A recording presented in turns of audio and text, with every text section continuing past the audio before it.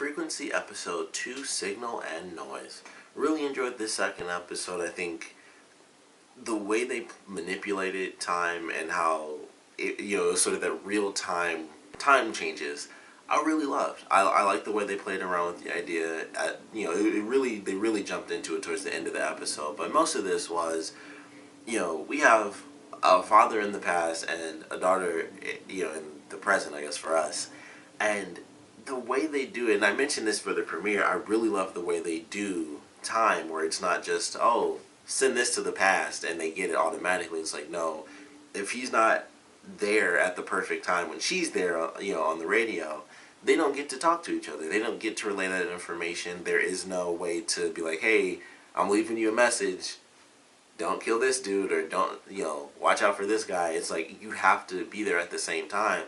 And I really love what they did with this, where you still have a guy who just wants to be with his family. And I was like, that is an interesting mechanic to throw into the insanity of, hey, saved your life, mom's dead, though. So we got to figure out this whole Nightingale thing. We have to find the Nightingale killer.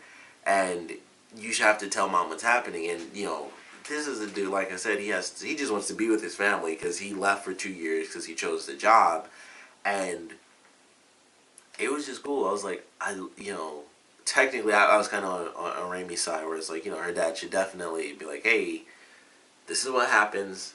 Talk to your daughter. This happens.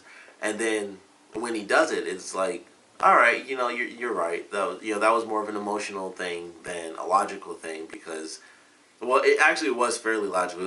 All of this is both emotion and logic together, for sure. But, Raimy realizes, like, as much as she should know, the most minute stuff changes things, and it was just like, all right, this is cool, little stuff. And of course, that came after, kind of the realization where she's like, oh, this is the guy that did this, so you should go check him out, in the past, because, I kind of just got away from him, he got away from me, in the present, but I got some extra info, and I think you should check him out in the past. And then that changed everything over the course of a day.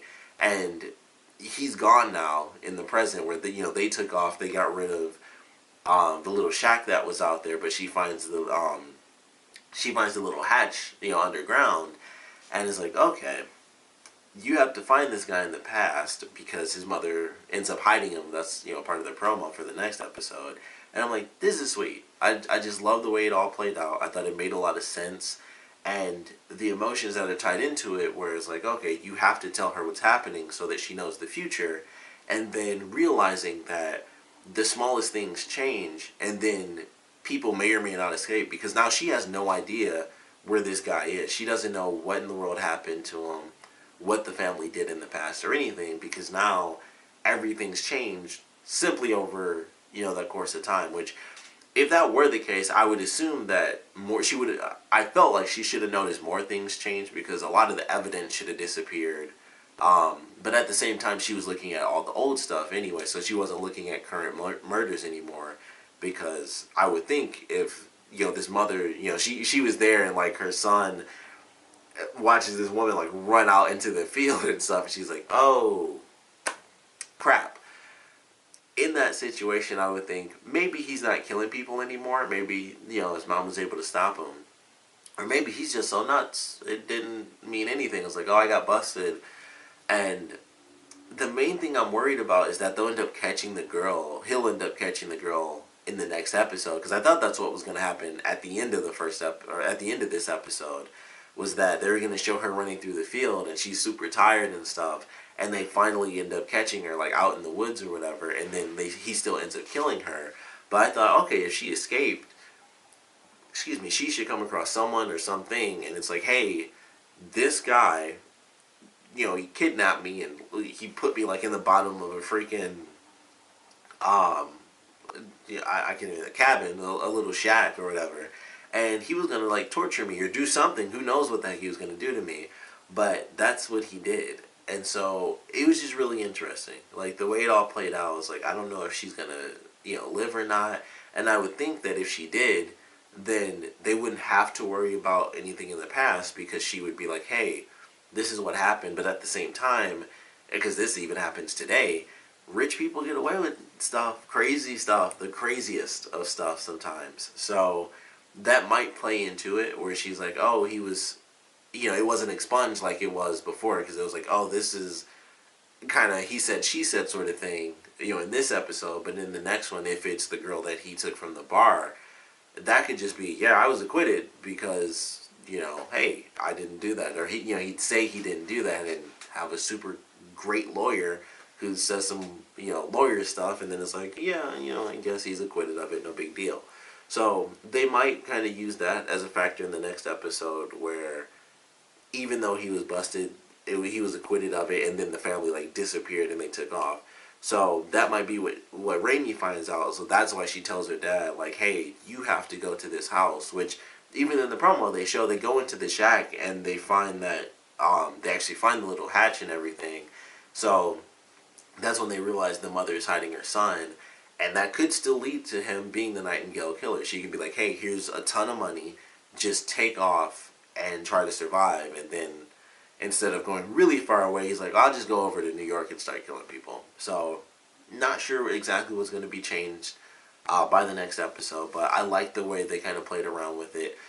Even in the past, her dad is still dealing with his own crap, with the corrupt cop thing going on, and it's like I think they call him the IAB or whatever.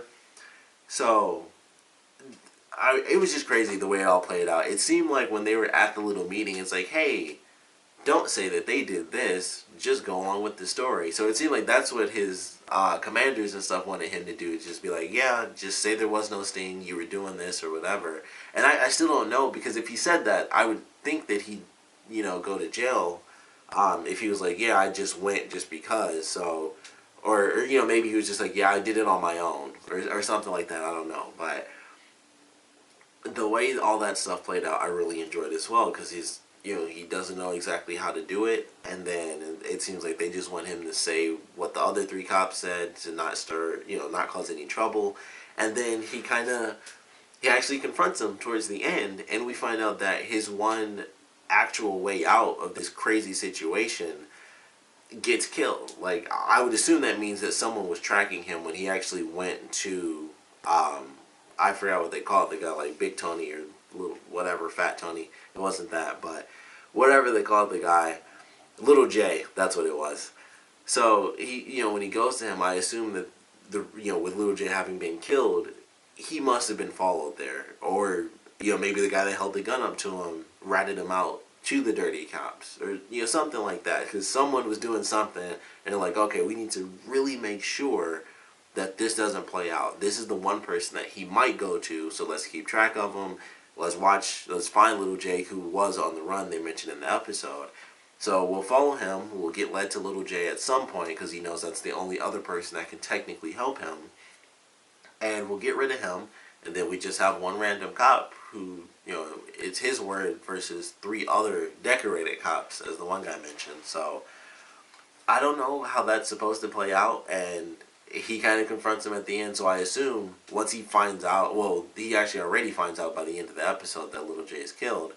So I don't know what he plans to do with that either, which is another part of him being in trouble, possibly, because they have the whole thing where it's like, oh, he's supposed to die. I heard that Raimy's dad is supposed to die now in a car crash, but maybe with the extra information from his daughter, and plus him doing different things, they won't go into some of that stuff, because he never would have known if it weren't for her. But at the same time, they're still talking to each other, so there are other elements that can still change. If she's pushing him to, out these dirty cops, they might push back and try to kill him so someone else could die, and then they have to figure that out, and they might not be able to change that, because once it's in the timeline, it's there. Like, they can't go back any further. So I'm not really sure how that's supposed to play out. I would assume no one's going to die, because they only have a couple of main characters.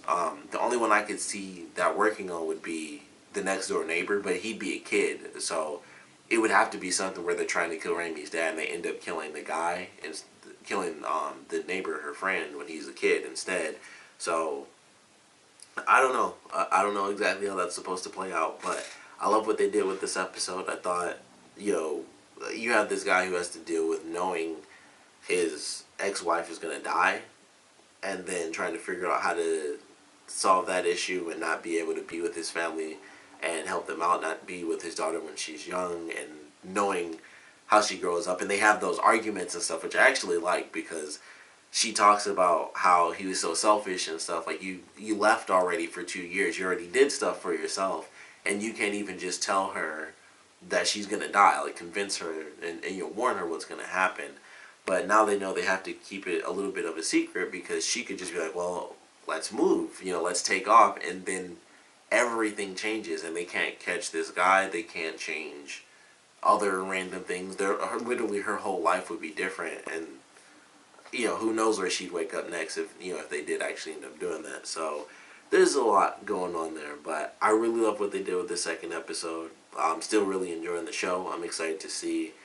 I'm actually curious how far this is going to go, because I would assume they're going to catch the Nightingale killer by the next episode, and that'll be, if that's true, then that'll be episode 3 will be, the second big change. So it's like, all right, she saves her dad in episode 1. By the end of the next episode, they catch the Nightingale killer. That way, he goes to prison, which technically would save her mom, and then something else would have to happen. I would assume maybe Mekhi Phifer's character, maybe he'll end up dying, and they have to find a way to save him, because it seems like they're probably going to rotate through the main characters, and then some other stuff might happen where she's like, all right, I've saved everyone, we got this working.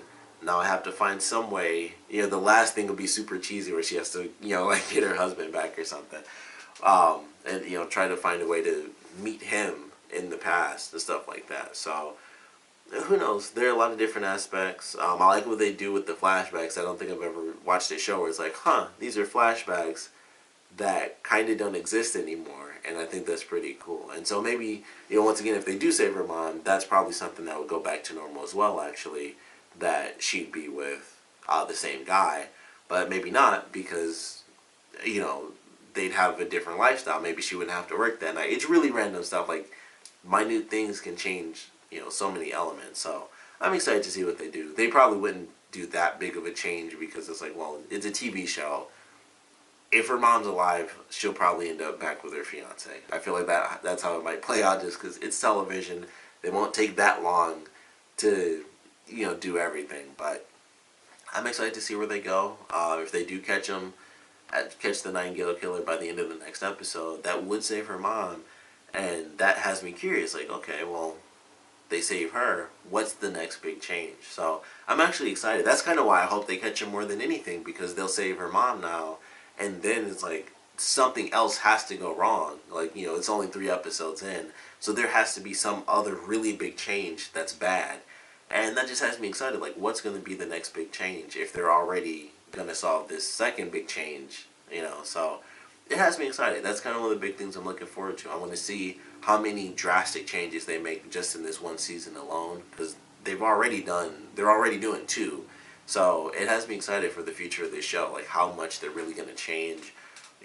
I would assume eventually she will change something, and she'll wake up in a different house, and she won't even be in her apartment. She won't be a cop anymore. Something will be messed up to where she has a totally different life, and she doesn't even have like those resources or anything like that. And I'm pretty sure that'll happen somewhere in this season. I feel like that might happen. They might do that early. They might save that for a season 2 type of thing, but something's going to happen here. So I'm excited to see where they take it, of course. Definitely want to know what you guys thought about this episode. So please comment below. Let me know your favorite parts, your least favorite parts.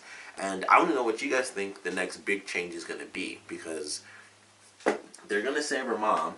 So, like I said, I assume that that's going to happen in the next episode. I don't really see how they could drag it out for a super long time now that it's like, hey, this kid did this, unless the girl does end up dying and they just never find this kid. That's the only way that could really be dragged out, and I feel like that just wouldn't make a lot of sense, because if he disappears, then he just disappears. Like, I guess it would still work, because it could kind of continue on like this episode did. So I don't know if that's how they'll do it, where they just keep chasing this guy down, and the kills become less and less as Raimy tells more information to her dad. It's like, all right, less people died today than they did yesterday, and they have to keep working on it, and it, you know, kind of gets to the last minute. Maybe that's how it'll play out. I would think with this huge leap that they already took, where it's like, oh, they totally took off because the mom found out that the kid was killing people. I would assume that, you know, that extra information is more than enough, and they'll probably find him by the next episode. But I could be wrong. That's where I think it's headed. But you know, I think we're gonna get another big change really soon. But like I said, I want to know what you guys think the next big change is gonna be, and what you guys thought about the episode in general. So please comment below, let me know, and thanks for watching.